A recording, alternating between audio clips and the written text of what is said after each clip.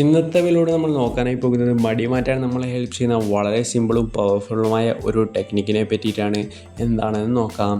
Divide task into smaller steps. നമുക്ക് ചെയ്യാനുള്ള കാര്യങ്ങൾ ചെറിയ ചെറിയ സ്റ്റെപ്സായി മാറ്റുക. ഉദാഹരണത്തിന് നിങ്ങൾ പഠിക്കാനായാണ് ഇരിക്കുന്നത് എന്ന് കരുതുക.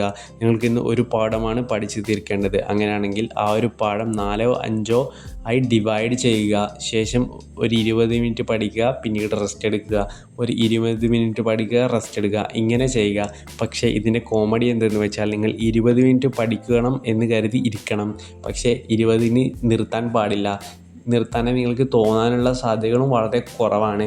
അങ്ങനെ തോന്നുകയാണെങ്കിൽ നിങ്ങൾ എന്ത് തന്നെയായാലും നിർത്തേണ്ടതുണ്ട്. പക്ഷേ ഒരു 90% അത് നിർത്താനായുള്ള ചാൻസ് ഇല്ല. അങ്ങനെയാണെങ്കിൽ അങ്ങനെ തന്നെ തുടരുക. എപ്പോഴാണോ നിങ്ങൾക്ക് മടുപ്പ് അനുഭവപ്പെടുന്നത് അപ്പോൾ നിർത്തുക, വീണ്ടും പഠിക്കുക. ഇങ്ങനെ നിങ്ങൾക്ക് ചെയ്യാനുള്ള ടാസ്കുകൾ സ്മോളർ സ്റ്റെപ്സായി ഡിവൈഡ് ചെയ്യുന്നത് നിങ്ങളുടെ മടി മാറ്റാനായി നിങ്ങൾക്ക് എൻജോയ് ചെയ്ത് ചെയ്യാനും ഹെൽപ്പ് ചെയ്യും. അപ്പം ഈ ഒരു കാര്യം നിങ്ങൾക്ക് മടി ചെയ്യാനുള്ള കാര്യങ്ങളിൽ അപ്ലൈ ചെയ്ത് നോക്കുക. തീർച്ചയായും ഇത് ഹെൽപ്ഫുള്ളായിരിക്കും. മറ്റൊരു നല്ല വിഷയമായി മറ്റൊരു വീഡിയോയിൽ കാണാം.